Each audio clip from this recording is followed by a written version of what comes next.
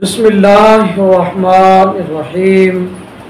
बाबु फ़ज़्ल सदक़त अनिल मय्यित। फौतशुदा शख्स की तरफ से सदका व खैरात करने की फ़जीलत का बयान। इमाम नसाई रहमतुल्लाह अलैह ने सैयदना अबू हुरैरा रज़ियल्लाहु ताला अन्हु से ये हदीस रिवायत की कि अन्ना रसूलुल्लाह सल्लल्लाहु अलैहि वसल्लम क़ाल कि नबी करीम सल्लल्लाहु अलैहि वसल्लम ने इरशाद फरमाया, इज़ा मातल इंसानु इनक़ता अन्हु अमलुहु, कि जब इंसान फौत हो जाता है तो उससे उसका अमल मुनक़ते हो जाता है, उसके आमाल मुनक़ते हो जाते हैं सारे। और यहाँ अमल के मुनक़ते होने से मुराद आमाल का फ़ायदा है। आमाल के फ़वाइद मुनक़ते हो जाते हैं क्योंकि उसका अमल मुनक़ते हो जाता है। अब अमल नहीं कर रहा तो अमल के फ़वाइद भी ख़त्म हो गए, मुनक़ते हो गए। मतलब ये कि ला यसिलु इलैहि अजरुन वला सवाबुन मिन अमलिन, किसी भी अमल का अजर और सवाब उसको अब नहीं पहुँचता। इल्ला मिन सलासतिन, हाँ 3 आमाल ऐसे हैं कि बंदा फौत भी हो जाए, मरने के बाद अजर और सवाब मुनक़ते नहीं होता। अमल उसका ख़त्म हो गया लेकिन अमल का अजर और सवाब उसको पहुँचता रहता है। अजर और सवाब का इनक़ता नहीं होता, उनका फ़ायदा उसको मिलता रहता है। उनमें से पहली चीज़ फरमाया मिन सदक़तिन जारियतिन, सदक़ाए जारिया। ये एक ऐसा अमल है, बंदा फौत भी हो जाए जब तक वो सदका जारिया मौजूद है उस वक्त तक उसको उस किए हुए सदक़े का सवाब और अजर पहुंचता रहता है। सदका जारिया यानी ऐसा सदका करें कि जिसका अजर व सवाब जारी और सारी रहे। उसकी एक मिसाल ये है कि किसी शख्स को माली इमदाद करें और उसको दीन पढ़ाएं, तो दीनी तलबा पर जो माल खर्च होता है तो ये एक ऐसा सदका है, ये जारी सारी रहेगा। तालिब इल्म को दीनी किताब दें, उसको पढ़ेगा, ये सदका जारिया है। बंदा फौत भी हो जाए, जिस तालिब इल्म पर रकम खर्च की, जिस तालिब इल्म को ज़रूरत की किताबें फराहम की, जब तालिब इल्म उन किताबों को पढ़ेगा, उस रकम को खर्च करके अपनी तालीम का सिलसिला जारी रखेगा, फिर वही तालिब इल्म आगे दर्स व तदरीस तालीम व ताल्लुम का सिलसिला जारी रखेगा, फिर उसके आगे तलामज़ा तैयार होंगे, वो आगे बढ़ता रहेगा ये सिलसिला। वो आलिम दीन जो एक बंदे ने तैयार किया अपनी जमा पूंजी के ज़रिए, अपनी दौलत के ज़रिए, सदका व खैरात करके, जब तक वो इल्म नशर होता रहेगा, तालीम व ताल्लुम का सिलसिला जारी रहेगा, तो इस सदका करने वाले को अजर और सवाब मिलता रहेगा।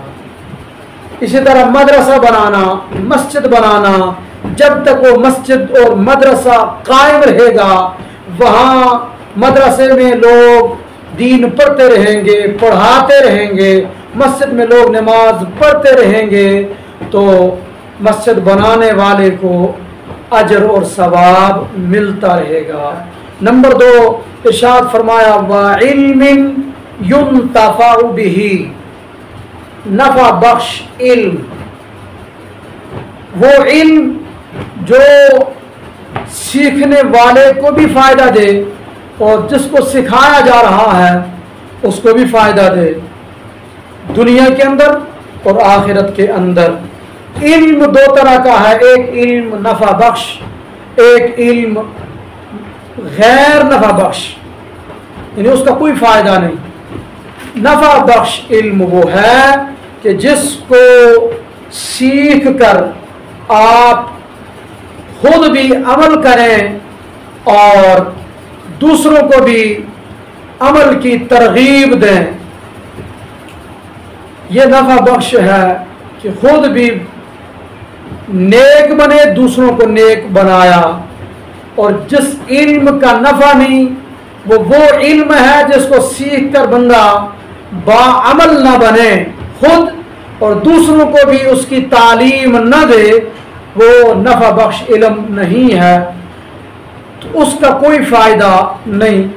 تو جس علم نے مرنے کے بعد فائدہ دینا ہے وہ علم وہ ہے جو نفع بخش ہو، علم نافع۔ اور اس علم نافع کے اندر علم عقائد، علم حدیث، علم تفسیر، علم فقہ وغیرہ دینی علوم شامل ہیں۔ علوم دینیاں سیکھنا اور سکھانا نفع بخش ہے، اس کا اجر و ثواب ملے گا اور دنیا کے اندر بھی مرنے کے بعد بھی۔ اور نمبر 3 فرمایا وَوَلَدٍ صَالِحٍ يَدْعُو لَهُ،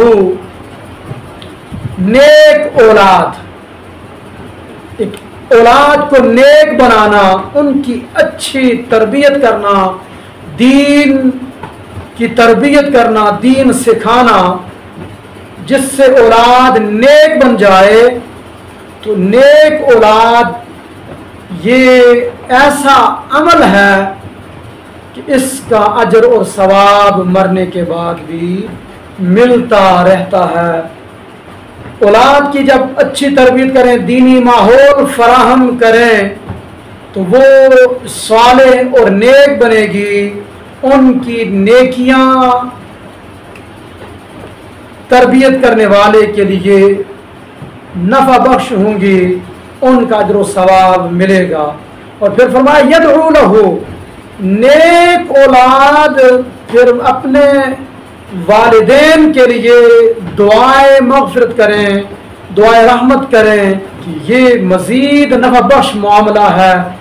حضرت سیدنا ابو ہریرہ رضی اللہ تعالیٰ عنہ حدیث کے راوی ہیں، ان رجلا قال للنبی صلی اللہ علیہ وسلم ان ابی مات وترک مالا ولم یوصی فهل یکفر عنہ ان اتصدق عنہ قال نعم، کہ ایک آدمی نے رسول اکرم صلی اللہ علیہ وآلہ وسلم سے عرض کی کہ میرے ابا جان فوت ہو گئے اور انہوں نے کچھ مال چھوڑا لیکن انہوں نے کوئی وصیت نہیں کی صدقہ و خیرات کی، تو کیا میرا ان کی طرف سے صدقہ و خیرات کرنا ان کے لیے کفارہ بن جائے گا، ان کے گناہوں کو مٹائے گا؟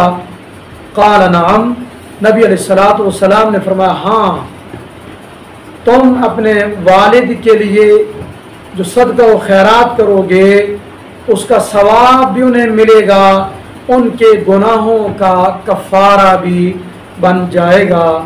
اس سے معلوم ہوا کہ زندوں کا اپنے مومن فوت شدگان کے لیے ایصال ثواب کرنا، صدقہ و خیرات کر کے، کوئی بھی نیک عمل کر کے ان کے گناہوں کی بخشش کا ذریعہ اور ان کی بلندی درجات کا ذریعہ، ان کی راحت اور سکون کا ذریعہ بنتا ہے، ان کو ثواب پہنچتا ہے۔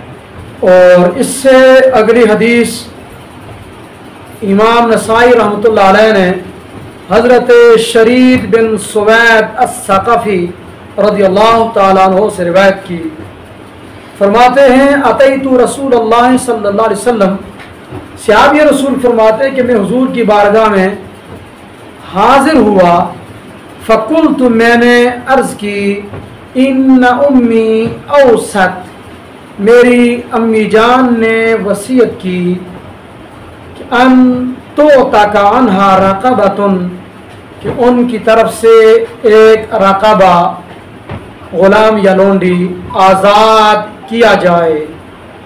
और सहाबी रसूल अर्ज़ करते हैं व अन्ना इंदी जारियतन, के मेरे पास एक नूबिया लोंडी है, नूबिया लोंडी मेरे पास है।